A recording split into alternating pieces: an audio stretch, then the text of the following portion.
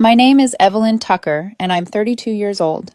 For most of my life, I believed that love was built on patience, loyalty, and quiet understanding. But now looking back, I realize that sometimes love can blind you so completely that you don't notice when it turns into humiliation until it's too late. Ethan and I met in college. He was the kind of man who could charm an entire room without even trying. Ambitious, magnetic, always surrounded by people. I was the quiet one, usually tucked away in the back corner of the lab working on code with my headphones in. Somehow he noticed me.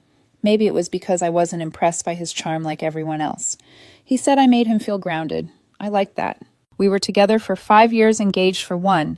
Through all those years, I thought we were a team. When he lost his first job after graduation, I paid the rent for months. I picked up freelance work just to keep us steady. When his father got sick, I was the one who drove him to the hospital every weekend, sat through the long nights, even helped his family when the bills piled up. His mom once called me the glue that kept him together. Back then, I believed in us completely. But love changes quietly like rot under paint. After Ethan got hired at a fast-growing marketing firm, things began to shift. He started surrounding himself with people who lived for attention. Networking events, expensive dinners, endless hustle talk. He began comparing everything: our clothes, our home, even how I spoke in public. "You should dress up more," he'd say. "You need to look like you belong." I'd laugh it off, pretending it didn't sting. Then came that night, the dinner that broke everything. It was one of those elegant, intimidating events his company threw for clients. Ethan told me I had to come because it'll look good for my image. I wasn't thrilled. Corporate small talk wasn't my thing, but I went. I wanted to support him. I even bought a new dress, simple but elegant. When we arrived, he was radiant, laughing, introducing people, slipping easily into the rhythm of the room. I tried to follow his lead, offering polite smiles and handshakes. For a while it went fine. Then I noticed her, Clara. Tall, confident, the kind of woman who doesn't just enter a room, she takes command of it. I'd heard her name before. She'd just gotten promoted. Ethan talked about her constantly. Clara landed another client today. Clara's presentation was flawless. His tone had always been admiring, but that night, admiration turned into something else. He gravitated toward her like a magnet. Their laughter carried across the room. When I tried to join the conversation, the air shifted like I was interrupting a private joke. Clara looked me up and down, smiled politely, then turned back to Ethan. I told myself I was imagining it, that it was just work talk, that I shouldn't make a scene. But a few minutes later, when I approached their table with 2 glasses of champagne, Ethan leaned close to me, his voice low enough that only I could hear. "You're embarrassing me," he whispered sharply. "Just pretend we're not together tonight." My hand froze around the glass. At first I thought I misheard, but then he looked at me cold, dismissive, the way you'd look at someone who just doesn't belong. My stomach turned. The room blurred. I could hear my own heartbeat louder than the music. "Pretend we're not together." The words sliced through me like a clean-cut, small but deep enough to bleed for years. I didn't argue. I didn't cry. I simply nodded once, turned around, and walked away. For the rest of the night, I sat alone at the bar, watching him from across the room, watching the man I loved flirt openly with another woman while pretending I was invisible. The bartender asked if I wanted another drink. I declined. I needed my mind clear, not blurry. He didn't come over once. When the night ended, he found me by the exit, acting as if nothing had happened. "You ready to go?" he asked, like we were still fine. I followed him silently to the car. The drive home was wordless, heavy with everything unsaid. That whisper, those 4 words, played in my head over and over like a broken record. "You're embarrassing me." I couldn't stop replaying the years behind us. The late nights helping him prepare for interviews. The weekends spent supporting his family. The sacrifices I made so he could chase his dreams. All of it felt erased in one cruel whisper. When we got home, he didn't apologize. He didn't explain. He just went to bed. I sat in the living room, staring at the wall, wondering when exactly love had turned into shame. I wish I could say I confronted him right then, that I demanded an answer. But the truth is, I didn't. I was too stunned, too hollow. I told myself maybe it was stress, maybe I'd misunderstood. But deep down I knew. Something had shifted permanently. That night, as I lay awake beside him staring at the ceiling, I realized something terrifying. He hadn't just embarrassed me, he'd erased me. And for the first time in 5 years, I started to wonder who I really was without him. The days after that dinner felt like walking through fog. Everything was muted, muffled, unreal. Ethan acted as if nothing had happened. He'd hum in the kitchen, scroll his phone during breakfast, tell me about some client or project like we hadn't crossed a line that night. I watched him closely, waiting for an apology, for any flicker of regret, but none came. I tried to bring it up once, gently. "Ethan," I said, keeping my voice steady. "What you said that night at the dinner. Why did you say that?" He didn't look up from his laptop. "Oh, come on, Evelyn. Don't start," he sighed. "You know how these events are. I just needed to keep things professional. You're overthinking it." Professional. That word hung in the air, stinging more than the whisper itself. I wanted to ask professional with whom, Clara. But I swallowed the question. I didn't want to sound jealous. Still, something inside me began to ache in a place words couldn't reach. His phone was glued to his hand, his smile too quick to fade when I entered the room. He started working late client dinners that always ended near midnight. When I asked if I could join one sometime, he chuckled softly. "You wouldn't enjoy it. It's not your scene." Not my scene. I remembered when we used to be each other's scene movie nights on the couch, cheap takeout, laughing until midnight over nothing. Now it was like living with a stranger who was pretending to remember who I was. A few weeks later, it finally happened. We were home on a Sunday night. I was cooking dinner the way I always did. The scent of garlic filled the kitchen, warm and safe. Ethan sat at the counter, scrolling his phone, tapping his fingers. His silence had weight to it, deliberate, heavy. "Ethan," I said quietly, "can we talk?" He looked up, bored. "About what?" "That dinner. The distance between us. You've been different." He leaned back in his chair, crossed his arms, and smiled a smile that wasn't kind. "Different, Evelyn, I've just grown. You're comfortable, and that's fine, but some of us want more than comfort. Clara understands that." It took a second for my brain to catch up. "What about Clara?" I asked, my voice barely a whisper. He shrugged, like we were discussing weather. "We've been talking for a while. She's ambitious-driven. She challenges me. You used to be that way, remember? But lately you just exist." I froze. "Are you saying you're seeing her?" His tone was calm, almost clinical. "Emotionally, yes. Physically, recently. It just happened." He said it like a confession to a therapist, detached and self-justified. I stared at him, a fork still in my hand. "Why tell me now?" "Because I owe you honesty," he said. "Clara pushes me to be better. You're holding me back with your predictability. I need someone who matches my energy, not someone who plays it safe." Predictable, holding him back. The words fell on me like cold rain. I thought of every night I'd stayed awake helping him rehearse presentations, the weekends I'd skipped outings so I could drive him to his dad's treatments, the career opportunities I'd turned down so we could stay near his family. I'd built a life around his comfort, and he was calling me the cage. I placed the fork down gently. "So what happens now?" He didn't hesitate. "I'm moving out. Clara and I found a place downtown. You'll be fine, Evelyn. You always are." That line, "you'll be fine," burned worse than betrayal. He was already packing himself out of my life, and he had the nerve to say it like I was some project that would run on autopilot after he left. I didn't cry. I didn't scream. Something deeper than anger took over, something still and quiet. "All right," I said. My voice low but even. "If that's what you want, I'll help you pack." For the first time, his composure cracked. "You're not going to beg me to stay." I looked at him, the man I'd loved for 5 years, the man I'd believed in, now looking at me like a ghost he'd already buried. "No," I said. "You've made your choice. I won't fight for someone who doesn't want to be here." The silence that followed was suffocating. He blinked, maybe expecting tears, but none came. I turned away before he could see the way my jaw trembled. That night I packed his clothes, neatly folded his shirts, and set his belongings by the door. He left the next morning without saying goodbye. The sound of the front door closing echoed through the apartment, hollow and final. When I walked back into the bedroom, the empty side of the bed stared at me like a wound. All I could think about was that whisper, "Pretend we're not together tonight." Now I finally understood what it meant. He'd already been pretending long before he said it. But if he wanted me to disappear, I would.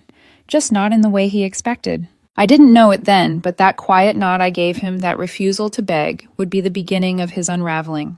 Because sometimes silence isn't surrender. Sometimes it's the first sound of someone reclaiming their power. The first week after Ethan left, the silence was unbearable.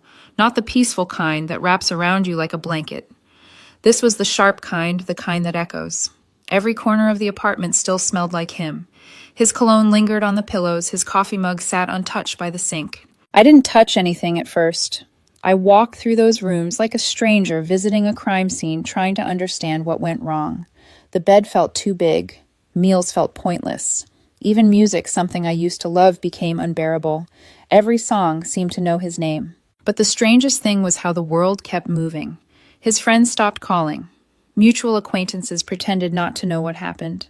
And on social media, the truth played out like a movie I wasn't cast in. There he was, smiling, arm around Clara, champagne in hand. The captions were nauseating: new beginnings. Found my match. Finally free. Free. It wasn't just the betrayal that hurt. It was how effortlessly he replaced me, how he turned our history into a stepping stone for his next performance. For a while, I didn't eat properly. Work became my anchor. I'd code for hours, eyes fixed to the screen, anything to drown out the images of him and her. My coworkers noticed the change, the silence, the forced smiles, but I brushed it off. Just tired, I'd say. Deadlines. Nights were the hardest. Sometimes I'd wake up reaching for a body that wasn't there. Sometimes I'd dream he came back, that I'd hear the key turn in the lock and he'd say I made a mistake. But morning always came, and reality stayed cruelly consistent. One afternoon, I found myself standing in front of the mirror. I looked exhausted. Hollow eyes, unwashed hair, a ghost of someone who used to be steady. That image jolted something awake inside me. I whispered out loud, "No more pretending." It was strange, the same words he once used to erase me now felt like a challenge. I wasn't going to pretend I was fine. I wasn't going to pretend I didn't matter. If he could rebuild his life, so could I, only this time for me. So I started small. I cleaned the apartment top to bottom, erasing his presence inch by inch. I boxed up his forgotten things, a jacket, a book, an old toothbrush, and dropped them at his office front desk without a note. Then I changed the locks. The next morning I deleted my social media. Not to hide, but to reclaim peace.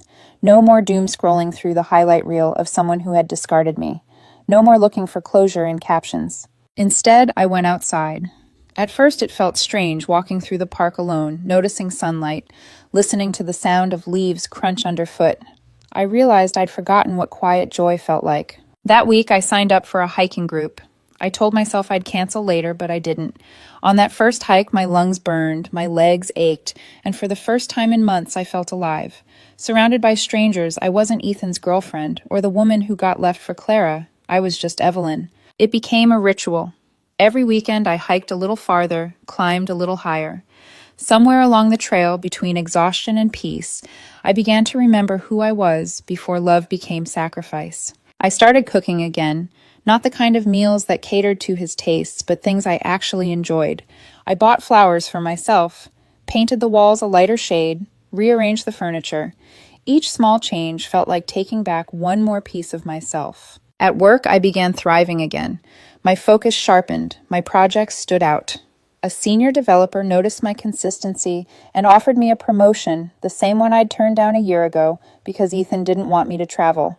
This time I said yes. Meanwhile, whispers about Ethan began to surface. A coworker who was still connected to that world mentioned it casually during lunch. "You heard about Ethan and Clara, total chaos." I didn't ask, but they continued anyway. Apparently, Clara had been making scenes at work, accusing Ethan of taking credit for her ideas. Management was involved. Rumors of tension, shouting matches, and missed deadlines. Ethan's perfect life wasn't so perfect anymore. That night, I sat by the window sipping tea. I didn't smile, but I didn't feel sad either. I just felt done. I realized something profound. I didn't need to wish him pain or karma. The universe didn't need my help. He was already living inside the consequences of his choices. And me, I was finally living outside the shadow of his validation. Months passed. My world became full again. New projects, new hobbies, new peace. I wasn't healed completely, but I was healing, and that mattered more. Sometimes I'd pass by places we used to go, the cafe where we'd sit for hours, the bookstore where he first kissed me, and I'd feel a brief ache like pressing on an old bruise. But then I'd breathe, remind myself, "You're not her anymore. You survived." Ethan wanted me to pretend I wasn't with him that night. So I did. And I've kept pretending ever since, pretending he no longer exists. And the best part, the longer I pretend, the more it feels real. Because in every way that matters, he's gone. By the time 6 months had passed, Ethan had become little more than a faded photograph in my memory. Edges, curling colors, washed out. I no longer checked his social media or asked mutual friends how he was doing. But life has a way of sending echoes even when you've stopped listening. One evening, after a long day at work, I got a message from an old coworker of his someone who had once been friendly to both of us. You probably don't care, but Ethan's in trouble. Clara's been tearing him apart at work. I stared at the message for a long time. Then I put the phone down, poured a glass of water, and went about my evening. I didn't reply. Still, that text stayed in my mind like a distant thundercloud, not close enough to fear, but loud enough to notice. Over the next few weeks, the whispers grew louder. Even people I barely spoke to mentioned his name. Apparently, the golden couple had tarnished fast. Clara's ambition, the very thing Ethan admired, had turned into manipulation. She'd been jealous of his clients possessive during meetings, accusing him of flirting when he wasn't. Their fights became public, their coworkers uncomfortable. Then came the breaking point. Ethan was passed over for a promotion, one he'd bragged about months earlier. Clara got it instead. The irony was perfect. He had left me because I was too comfortable, too predictable. Now he was the one being replaced by someone who played the game better. A week later, he texted me. Ethan. Hey, stranger. Been a while. Hope you're doing okay. I stared at the screen, feeling absolutely nothing. Not anger, not sadness, just a blank calm. Then I deleted the message without replying. A few days later, another one came. Ethan. I know I messed up. Clara's not who I thought she was. Can we talk? Maybe grab coffee? I almost laughed. The man who once told me to pretend we weren't together was now pretending we still had something left to discuss. I didn't respond. But the texts didn't stop. They multiplied small, desperate bursts over weeks. Some were apologetic. I miss our talks. Some were defensive. You're really going to ignore me after everything. Some turned bitter. You think you're better than me now. It was fascinating watching his words collapse from arrogance to pleading to resentment. I didn't block him at first, not out of hope, but curiosity. I wanted to see just how far he'd fall. Then his family joined in. His brother called one evening, his tone cautious. Evelyn, he's not doing well. Clara left him. He lost his job. Maybe you could talk to him. I bit back a sigh. Talk to him about what? How to rebuild a life he destroyed himself. Please, his brother said softly. He really regrets what he did. I paused. The truth was, I didn't believe in revenge. I didn't need to see him suffer. But hearing that he was finally facing consequences, it didn't hurt. Tell him I wish him peace, I said, but I'm not his solution anymore. That night, I lay in bed thinking about all the ways he used to look down on me, my quietness, my lack of flash, my preference for simple things. He thought he was ascending when he left me. But sometimes the climb you're proudest of turns out to be the one that leads straight off a cliff. I didn't hear from him for a while after that. Life went on. I focused on my projects, my hikes, my small circle of friends. Then out of nowhere, another text. Ethan, I saw your name in an article. Congrats on the app launch. You've done amazing. I'm really proud of you. Pride. From the same man who once called me embarrassing. I smiled to myself, not out of joy, but quiet recognition that I had finally stepped beyond his reach. I blocked his number that night. But when you finally close one door, life sometimes sends you through another. At work, during a tech conference in Seattle, I met Daniel, a data engineer, with an easy laugh and the kind of calm confidence that doesn't demand attention. He was kind without trying to prove it. We spent hours talking about everything from coding to hiking trails. When I mentioned I liked being out in nature alone, he smiled. You sound like someone who's learned to enjoy her own company. I remember thinking yes, and it took losing everything to get here. Daniel didn't rush things. He didn't demand explanations about my past or make me feel like I had to earn affection through performance. Our connection grew quietly, a gentle rhythm instead of a race. For the first time in years, I felt safe. Then came another test. Ethan showed up again, not in person, but through a friend request. New account, new profile.